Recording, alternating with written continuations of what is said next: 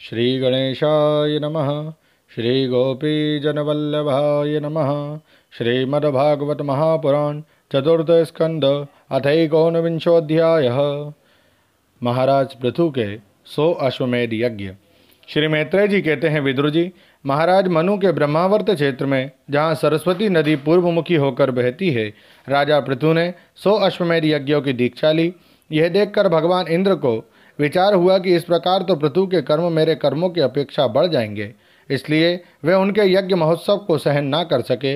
महाराज पृथु के यज्ञ में सबके अंतरात्मा सर्वलोक पूज्य जगदीश्वर भगवान हरि ने यज्ञेश्वर रूप से साक्षात दर्शन दिया था।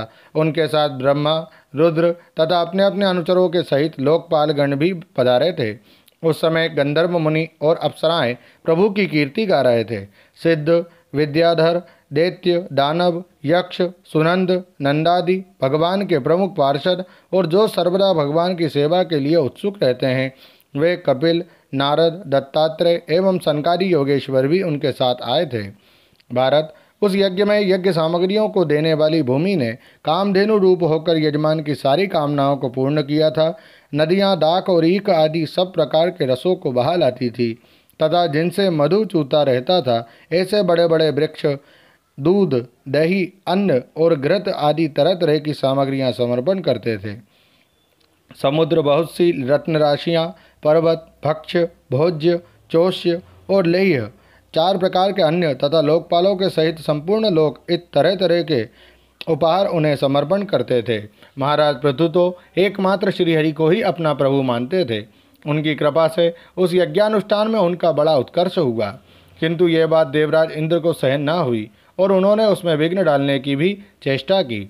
जिस समय महाराज पृथु अंतिम यज्ञ द्वारा भगवान यज्ञपति की आराधना कर रहे थे, इंद्र ने ईर्ष्यावश गुप्त रूप से उनके यज्ञ का घोड़ा हर लिया। इंद्र ने अपनी रक्षा के लिए कवच रूप से पाखंड वेश धारण कर लिया था, जो अधर्म में धर्म का भ्रम उत्पन्न करने वाला है, जिसका आश्रय लेकर पापी पुरुष भी धर्मात्मा सा जान पड़ता है। इस वेश में वे घोड़े को लिए बड़ी शीघ्रता से आकाश मार्ग से जा रहे थे कि उन पर भगवान अत्रि की दृष्टि पड़ गई। उनके कहने से महाराज पृथु का महारथी पुत्र इंद्र को मारने के लिए उनके पीछे दौड़ा और बड़े क्रोध से बोला, अरे खड़ा रहे, खड़ा रहे। इंद्र सिर पर जटाजूट और शरीर में भस्म धारण किए हुए थे। उनका ऐसा वेश देखकर पृथु कुमार ने उन्हें मूर्तिमान धर्म समझा, इसलिए उन पर बाण नहीं छोड़ा। जब वह इंद्र पर वार किए बिना ही लौट आया, तब महर्षि अत्रि ने पुनः उसे इंद्र को मारने के लिए आज्ञा दी। वत्स, इस देवता अधम इंद्र ने तुम्हारे यज्ञ में विघ्न डाला है, तुम इसे मार डालो। अत्रि मुनि के इस प्रकार उत्साहित करने पर पृथु कुमार क्रोध में भर गया।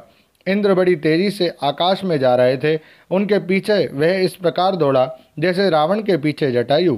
स्वर्गपति इंद्र उसे पीछे आते देख उस वेश और घोड़े को छोड़कर वहीं अंतर्धान हो गए और वह वीर अपना यज्ञ पशु लेकर पिता की यज्ञशाला में लौट आया। शक्तिशाली विदुर जी, उसके इस अद्भुत पराक्रम को देखकर महर्षियों ने उसका नाम विजिताश्व रखा। यज्ञ पशु को चशाल और यूप में बांध दिया गया। यज्ञ मंडप में यज्ञ पशु को बांधने के लिए जो खंभा होता है, उसे यूप कहते हैं, और जो यूप के आगे रखे हुए बलयाकार काष्ठ को चशाल कहते हैं। तो यज्ञ पशु को चशाल और यूप में बांध दिया गया था। शक्तिशाली इंद्र ने घोर अंधकार फैला दिया और उसी में छिपकर वे फिर उस घोड़े को उसकी सोने की जंजीर समेत ले गए। अत्रि मुनि ने फिर उन्हें आकाश में तेजी से जाते दिखा दिया, किंतु उनके पास कपाल और खटवांग देखकर पृथुपुत्र ने उनके मार्ग में कोई बाधा न डाली। तब अत्रि ने राजकुमार को फिर उकसाया और उसने गुस्से में भरकर इंद्र को लक्ष्य बनाकर अपना बाण चढ़ाया। यह देखते ही देवराज उस वेश और घोड़े को छोड़कर वही अंतर्धान हो गए। वीर विजिताश्व अपना घोड़ा लेकर पिता की यज्ञशाला में लौट आया। तब से इंद्र के उस निंदित वेश को मंदबुद्धि पुरुषों ने ग्रहण कर लिया। इंद्र ने अश्वहरण की इच्छा से जो रूप धारण किए थे, वे पाप के खंड होने के कारण पाखंड कहलाए। यहाँ खंड शब्द चिन्ह का वाचक है।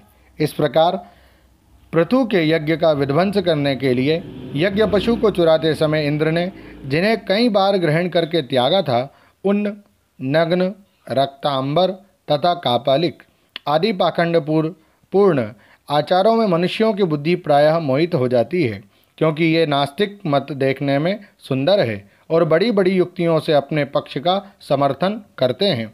वास्तव में ये उपधर्म मात्र है। लोग भ्रमवश धर्म मानकर उनमें आसक्त हो जाते हैं। इंद्र की इस कुचाल का पता लगने पर परम पराक्रमी महाराज पृथु को बड़ा क्रोध हुआ। उन्होंने अपना धनुष उठाकर उस पर बाण चढ़ाया। उस समय क्रोधावेश के कारण उनकी ओर देखा नहीं जाता था। जब ऋत्विजों ने देखा कि असह्य पराक्रमी महाराज पृथु इंद्र का वध करने को तैयार हैं, तब उन्हें रोकते हुए कहा, राजन, आप तो बड़े बुद्धिमान हैं। यज्ञ दीक्षा ले लेने पर शास्त्र विहित यज्ञ पशु को छोड़कर और किसी का वध करना उचित नहीं है। इस यज्ञ कार्य में विघ्न डालने वाला आपका शत्रु इंद्र तो आपके सुयश से ही ईर्ष्यावश निस्तेज हो रहा है। हम अमोघ आवाहन मंत्रों द्वारा उसे यहीं बुला लेते हैं और बलात् अग्नि में हवन किए देते हैं। विदुर जी, यजमान से इस प्रकार सलाह करके उसके याजकों ने क्रोधपूर्वक इंद्र का आवाहन किया। वे श्रुवा द्वारा आहुति डालना ही चाहते थे कि ब्रह्मा जी ने वहां आकर उन्हें रोक दिया। वे बोले, याजकों, तुम्हें इंद्र का वध नहीं करना चाहिए। ये यज्ञ संज्ञक इंद्र तो भगवान की ही मूर्ति है। तुम यज्ञ द्वारा जिन देवताओं की आराधना कर रहे हो वे इंद्र के ही तो अंग हैं और उसे तुम यज्ञ द्वारा मारना चाहते हो। पृथु के इस यज्ञानुष्ठान में विघ्न डालने के लिए इंद्र ने जो पाखंड फैलाया है वे धर्म का उच्छेदन करने वाला है। इस बात पर तुम ध्यान दो। अब उससे अधिक विरोध मत करो, नहीं तो वह और भी पाखंड मार्गों का प्रचार करेगा। अच्छा, परम यशस्वी महाराज पृथु के 99 ही यज्ञ रहने दो। फिर राजर्षि पृथु से कहा, राजन, आप तो मोक्ष धर्म के जानने वाले हैं, अतः अब आपको इन यज्ञानुष्ठानों की आवश्यकता नहीं है। आपका मंगल हो। आप और इंद्र दोनों ही पवित्र कीर्ति भगवान श्रीहरि के शरीर हैं, इसलिए अपने ही स्वरूपभूत इंद्र के प्रति आपको क्रोध नहीं करना चाहिए। आपका ये यज्ञ निर्विघ्न समाप्त नहीं हुआ, इसके लिए आप चिंता ना करें। हमारी बात आप आदरपूर्वक स्वीकार कीजिए। देखिए, जो मनुष्य विधाता के बिगाड़े हुए काम को बनाने का विचार करता है उसका मन अत्यंत क्रोध में भरकर भयंकर मोह में फंस जाता है। बस इस यज्ञ को बंद कीजिए। इसी के कारण इंद्र के चलाए हुए पाखंडों से धर्म का नाश हो रहा है, क्योंकि देवताओं में बड़ा दुराग्रह होता है। जरा देखिए तो, जो इंद्र घोड़े को चुराकर आपके यज्ञ में विघ्न डाल रहा था, उसी के रचे हुए इस मनोहर पाखंडों की ओर सारी जनता खींचती चली जा रही है। आप साक्षात विष्णु के अंश हैं। वेन के दुराचार से धर्म लुप्त हो रहा था। उस समयोचित धर्म की रक्षा के लिए ही आपने उसके शरीर से अवतार लिया है। अतः प्रजापालक पृथु जी, अपने इस अवतार का उद्देश्य विचार कर आप भृगु आदि विश्व रचयिता मुनीश्वरों का संकल्प पूर्ण कीजिए। यह प्रचंड पाखंड पतरूप इंद्र की माया अधर्म की जननी है। आप इसे नष्ट कर डालिए।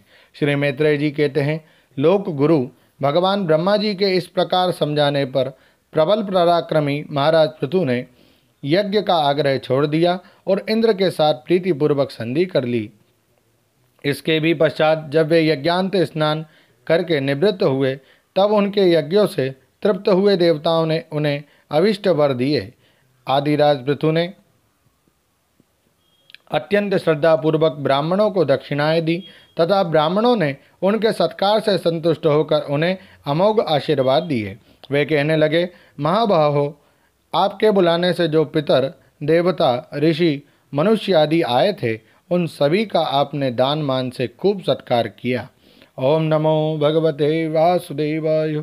श्रीमद्भागवते महापुराणे पारमहंस्यां संहितायां चतुर्थे स्कन्धे पृथुविजये एकोनविंशोऽध्यायः। श्रीराधाकृष्णार्पणमस्तु। हरये नमः, हरये नमः, हरये नमः। जय श्री कृष्ण।